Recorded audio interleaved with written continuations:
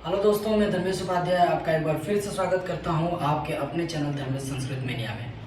और आज के इस वीडियो में मैं लेकर के आया हूं एक नया टॉपिक, जिस टॉपिक का नाम है कौटिल्य का अर्थशास्त्र। ठीक है, ये टॉपिक आपको यूजीसी नेट में इस टॉपिक से भी क्वेश्चंस पूछे जाते हैं। तो कौटिल्य का जो अर्थशास्त्र है उसमें किस चीज़ के बारे में बात की गई है, क्या क्या चीज़ें हैं, उनको आज हम अच्छे से समझेंगे। क्योंकि कौटिल्य के अर्थशास्त्र का प्रथम अधिकार जो है वही आ रहा है, बाकी अधिकार नहीं आ रहे। तो प्रथम अधिकार में क्या क्या है वो चीज़ देखेंगे।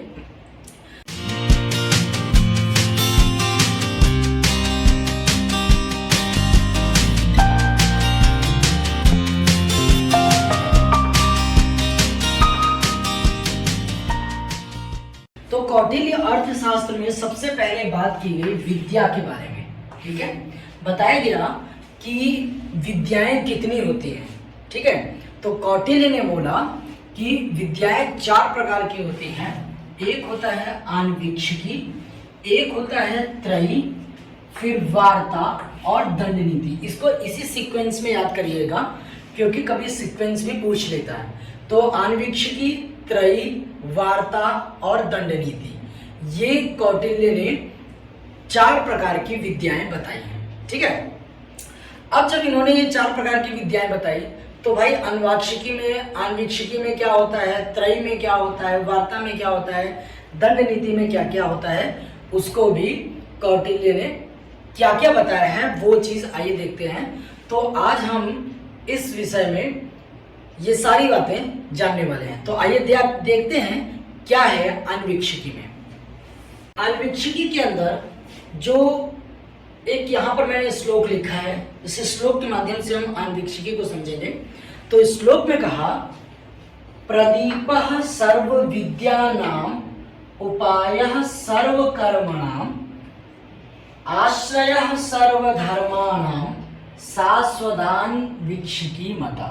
ठीक है, यानी कि यहाँ पे क्या कहा गया, यहाँ पे कहता है प्रदीपः, तोड़ तोड़ के इसको पढ़ने का प्रयास करते हैं, देखते हैं क्या होता है। प्रदीपः सर्व विद्या नाम उपायः। ठीक है, तो प्रदीपः यानी प्रदीप, प्रदीप माने दीपक। तो प्रदीप है सर्व विद्या नाम, बालका नाम, सभी विद्याओं का। तो प्रदीप है सभी विद्याओं का, उपाय माने उपाय है सर्व कर्मणाम, सभी कर्मों का। तो ये जो आन्वीक्षिकी है वो सभी विद्याओं का प्रदीप है। क्वेश्चन अगर पूछ देता है कि विद्याओं का प्रदीप किसे माना जाता है, आन्वीक्षिकी। सभी कर्मों का उपाय किसको माना जाता है, आन्वीक्षिकी, कौटिल्य अर्थशास्त्र के अनुसार। तो कहता है कि सभी विद्याओं का प्रदीप है और सभी कर्मों का उपाय है। जितने भी कर्म हैं, जितने भी समस्याएं हैं, उनका उपाय है। आश्रयः सर्वधर्माणाम, सर्वधर्माणाम, सभी धर्मों का क्या चीज है, आश्रयः, आश्रय है।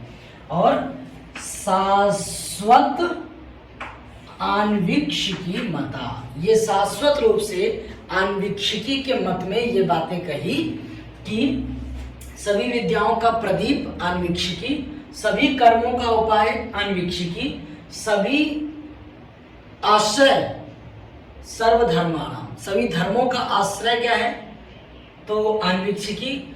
ये सारी चीजें आन्वीक्षिकी के अंदर आती है। तो जो कौटिल्य अर्थशास्त्र में जो पहली जो विद्या है आन्वीक्षिकी, उसका ये यहाँ पर डेफिनेशन बताया। अब हम आ जाते हैं जो दूसरी विद्या है वो है त्रयी। त्रयी क्या होता है, तो त्रयी में आ जाते हैं ऋग्वेद, यजुर्वेद, सामवेद।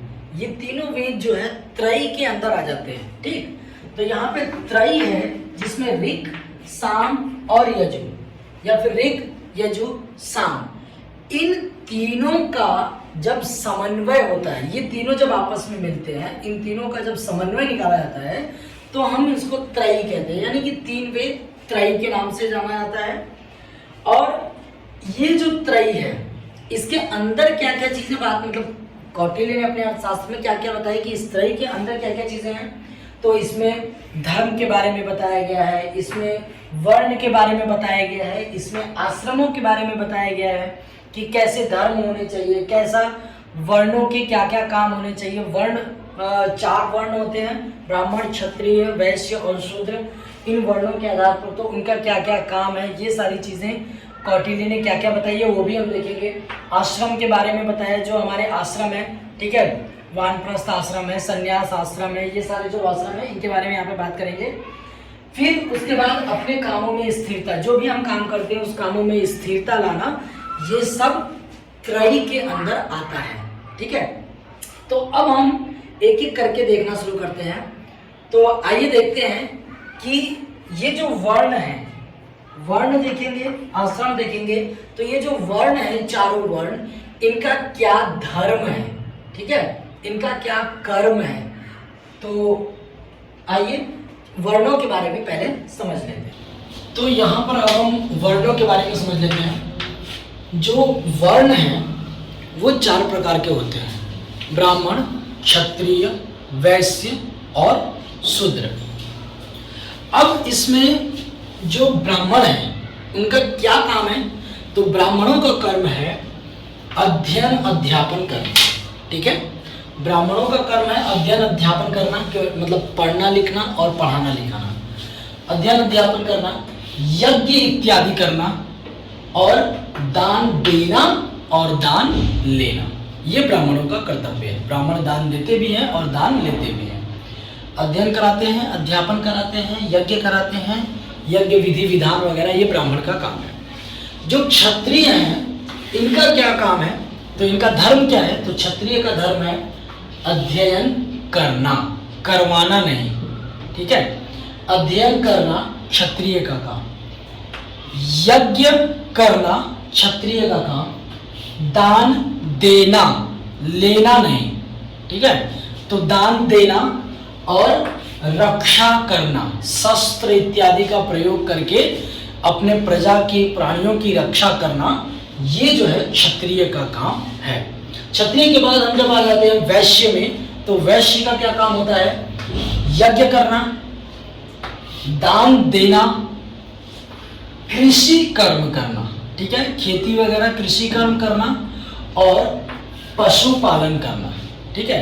ये जो चीजें हैं ये वैश्य के अंतर्गत आ जाती हैं, वैश्य का ये धर्म है। शूद्र जो है उनके अंदर आ जाता है सेवा करना। शूद्र जो होते हैं वो सेवा भावी होते हैं, दूसरे लोगों की सेवा करना उनका काम होता है कि आप सेवा करें। व्यापार करना, शिल्पकार यानी शिल्प से रिलेटेड काम करना, गायन करना और वादन करना, तो ये जो है वैश्य का काम है, ये शूद्र का काम है। तो ब्राह्मण, क्षत्रिय, वैश्य और शूद्र, ये 4 वर्ण हुए। अब हम आश्रम में जानते हैं कि कौटिल्य अर्थशास्त्र के अनुसार, ये सब चीजें चल रही हैं कौटिल्य अर्थशास्त्र के अनुसार।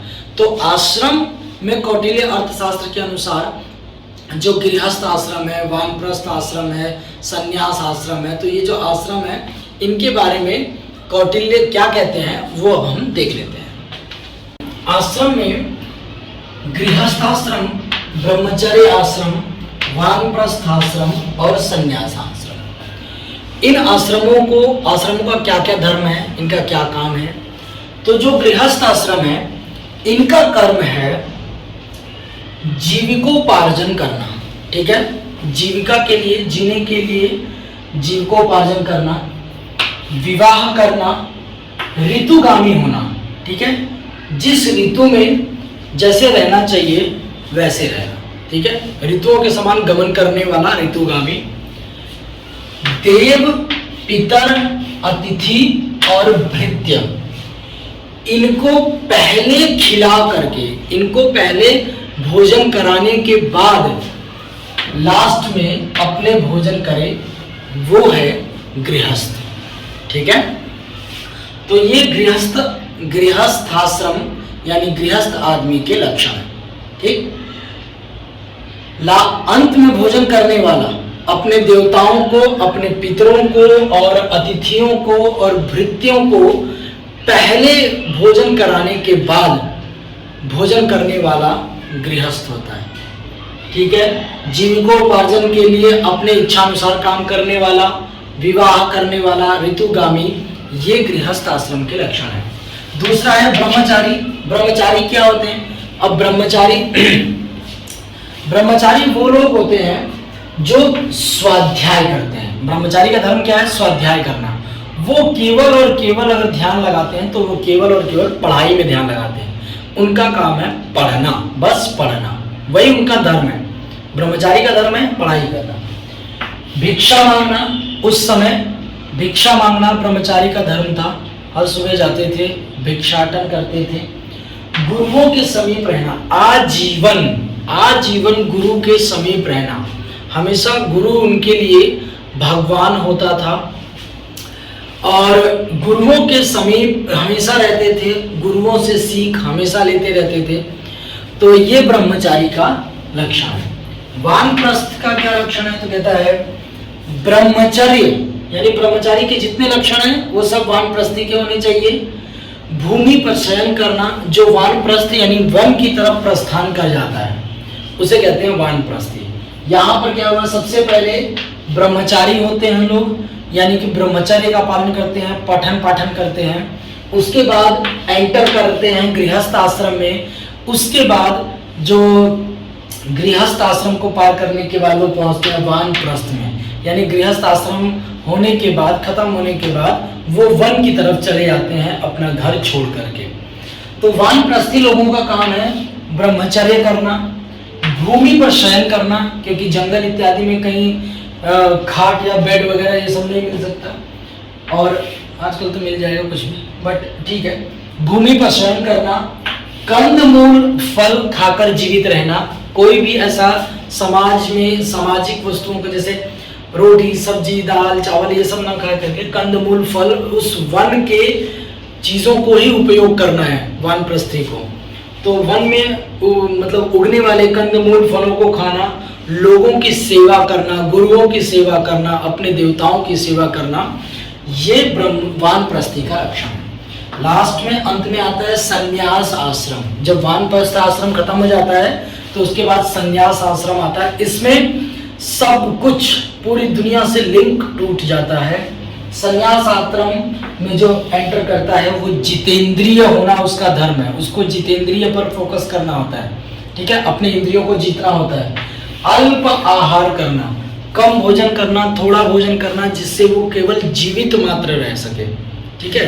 तो जीवित रहने के लिए भोजन करना, और एकाकी रहना, हमेशा वो अकेला रहेगा, किसी ग्रुप में नहीं रहेगा, साथ में नहीं रहेगा, हमेशा एकाकी रह करके ही वो ज्ञान प्राप्त करेंगे और जितेंद्रिय होंगे, ठीक है। तो ये हो गया वर्ण, और वर्ण के बाद ये वाला हुआ आश्रम। तो ये इनके धर्म थे।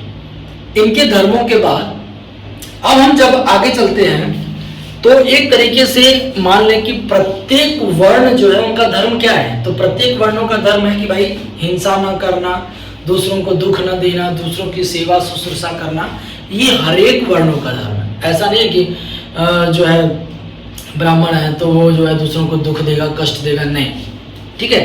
तो ये सारी चीजें जब हम बात कर लेते हैं तो अब इसके बाद आ जाते हैं हम दूसरे टॉपिक पे, जो क्या था, आन्वीक्षिकी त्रयी वार्ता। जो दूसरा टॉपिक है वो है वार्ता। तो आइए देखते हैं क्या है वार्ता में, देखते हैं कि क्या है। अगला जो है वार्ता के बारे में बात करते हैं। तो आन्वीक्षिकी त्रयी हो गया था, वार्ता और दंड नीति रह गई थी। तो वार्ता में क्या है, जो वार्ता नामक विद्या है, इस विद्या के अंदर कौटिल्य ने कहा कि कृषि, पशुपालन और व्यापार करना, ये वार्ता विद्या के अंदर आता है। यानी कि जो एक राजा है उसको वार्ता विद्या का प्रयोग इन जगहों पे करना चाहिए। कृषि, पशुपालन और व्यापार, इनको करने वाले जो लोग होते हैं, यानी कि नौकर चाकर, नौकर इत्यादि, आपके नौकर हुए या आपके सेवक हुए, इन लोगों को वार्ता विद्या का ज्ञान देना चाहिए, ठीक है। धान्य, पशु, हिरण्य, ताम्र, इन सब की जानकारी इसके अंदर होती है, और इन सब की जानकारी सेवकों को, नौकरों को देनी चाहिए, ताकि उससे राजा के अर्थकोश में और वृद्धि हो सके। ठीक है, तो वार्ता की जानकारी, वार्ता के अंदर कृषि, पशुपालन और व्यापार आ जाता है, और इसकी जानकारी नौकर चाकर इत्यादि को देना चाहिए, जो कि धान्य, पशुपालन करना है कि पशुपालन कैसे करना है, कैसे हम पशुओं के साथ क्या करें कि वो हम जो है अच्छा से अच्छा इनकम पशुओं से कर सकें ये, और ताम्र इत्यादि से हम क्या यूज़ करें, ताम्र का क्या यूज़ करें कि हम उससे भी पैसा इकट्ठा कर पाएँ, ये सब की जानकारी राजा देता था। जो लास्ट है विद्या वो है दंड नीति। दंड नीति के अंदर ये सबसे जो है जानी मानी नीति है। दंड नीति हर जगह चलती है। दंड नीति, दंड नीति से राजा जो है अपनी प्रजा की रक्षा करता है, जो रक्षित प्रदेश है उसको दूसरे से बचाता है। ठीक है, दूसरों के आक्रमण से उसको बचाता है, और ये बहुत कुछ इस दंड नीति के अंदर आ जाता है।